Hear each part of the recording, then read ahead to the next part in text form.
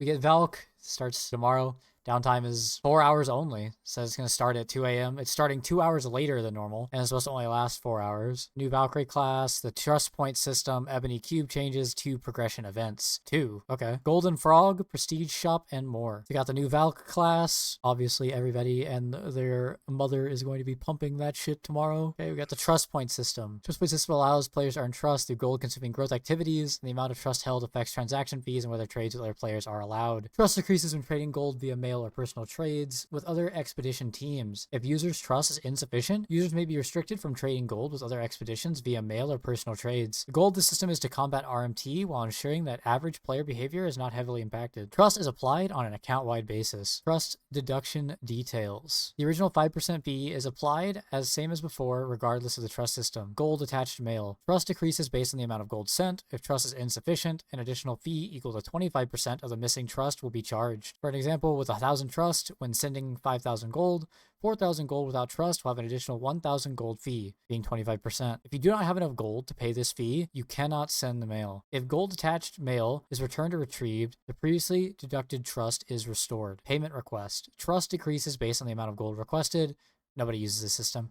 Personal gold transfer. Trust decreases based on the amount of gold sent to others. If you don't have enough gold to pay this fee, you cannot proceed with the personal transfer. Obviously, trust will be shown in mail and trade windows, and notifications for increase and decreases will appear in the system message. Trust increases when you consume normal or bound gold via the following: every single activity in the game, and the only difference is that roster bound and character bound gold get 1/10 the value. Initial trust values have been granted retroactively based on highest item level among your characters. Karma ranks as level among your characters. Okay, this is confusing to me. Is that all of my characters or just my main character? Does this include all of the gold I've ever spent on my whole roster? Because if that includes every character I've ever spent gold on, I have infinite trust. But if it's only one, you're going to run out of trust really quick. We'll have to see that. Changes to market and auction house due to trust point system. And when listing certain items in the market and auction house, an upper price limit is now market cap. Once an item is bid at the upper price limit, no further bids can be placed. Okay. The price cap may vary even for the same item, depending on its sub options and trading value. Yep, okay. Items subject to this price cap also have a daily listing limit per roster. Wait a minute, what? If you have a bunch of an item, you can only list it a couple times. Oh, okay. It's 100 listing, 100 items, auction 50 items. But does that mean you can only list like 100, like one stack of blues a day, or like one stack of Areja a day? I have to see what that means. Content loot auctions. You can't overbid on items anymore, except for MVP backgrounds. Fees apply to all of the winning bid amount,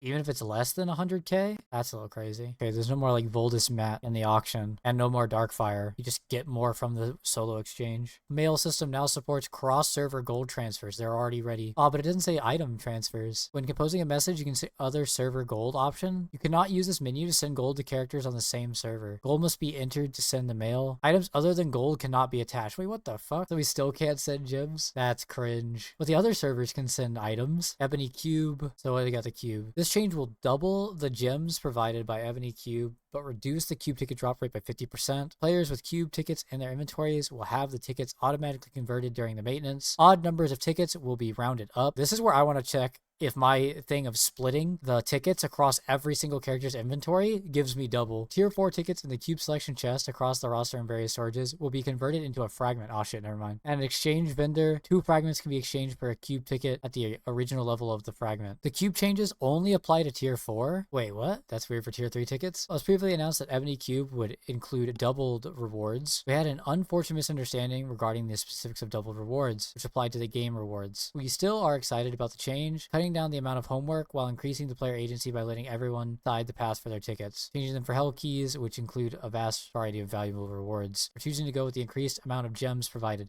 So it's just gems that are doubled. You know, this miscommunication put a dent in the otherwise huge amount of excitement for this update. So we're going to give out a compensation for all players, regardless of how many cube tickets they have stocked up. Players can exchange their Ebony Cube tickets for hell keys once per week on each character. So yeah, you get only a maximum of, what is this, like 6 hell keys a week? I don't know the actual value of 1 cube ticket, and I don't know the actual estimated value of 1 hell key either. So this seems suspicious as fuck to actually exchange your tickets. Additional updates: Prestige Shop provides bonus items for in-game purchases. It will include a variety of prestige items, special skins, backgrounds, and other smaller items. It's 10% of your royal crystals that you've ever spent are not awarded for Steam DLC or MTX X items or for items purchased with crystals. So wait, it's only from swiping Royal Crystal. It doesn't come from anything else. RIP. I might literally have 0 prestige points. Players in merge regions will have all their points from after the merge available immediately upon the launch of the shop, but there will be a slight delay for receiving some points before the merge. Added a new Mount Summon menu. Okay. Paradise. Players can now access the Paradise Exchange through the Paradise UI. Thank fuck. Paradise will have its own guide. That's good for new people. Added warning text to Paradise items that show they will be deleted after Season 1. Added warning text on the orb items that explains how their special effect values vary based on the highest Paradise power achieved in a season. Didn't already do that? The skill effects of Sacred